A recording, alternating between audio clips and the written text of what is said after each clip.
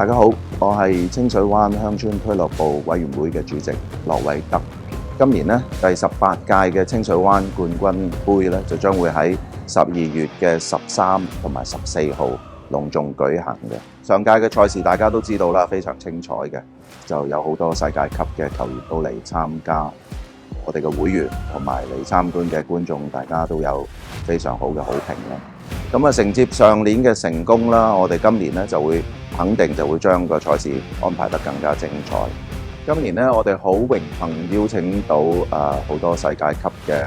都有 ATP ranking 嘅球手參與啦。咁啊，其中一啲咧係個 ranking 入邊喺50名以內。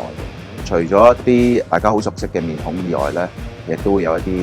一次嚟參與呢個比賽嘅球手都會參加嘅。咁對我哋清水灣俱樂部嚟講咧，體育咧就唔係單止一個競技賽，咁亦都係可以利用呢個機會係同國際交流啦，同埋推動社會共融嘅一個平台。咁我哋今年咧就決定咗，除咗安排一個網球比賽以外咧，亦都會推出清水灣1分挑戰賽，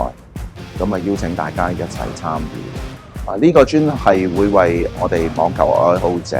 打造嘅比賽咧，就將會同清水灣冠軍杯同日舉行。咁啊，等大家咧入到嚟清水灣欣賞呢個世界級嘅雙打網球賽嘅同時咧，亦都可以有機會親身上場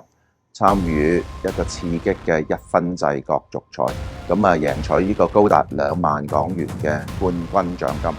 咁啊，值得一提嘅咧，就係所有報名費將會全數捐贈俾清水灣鄉村俱樂部慈善基金。新一屆嘅清水灣冠軍杯好快就開始㗎啦，咁大家可以咧選擇入場觀看賽事啦，或者喺本會嘅賽事網站或者係 YouTube 頻道，大家一齊為所有嘅球星歡呼打氣。咁啊，12月13、14號約定大家，到時見。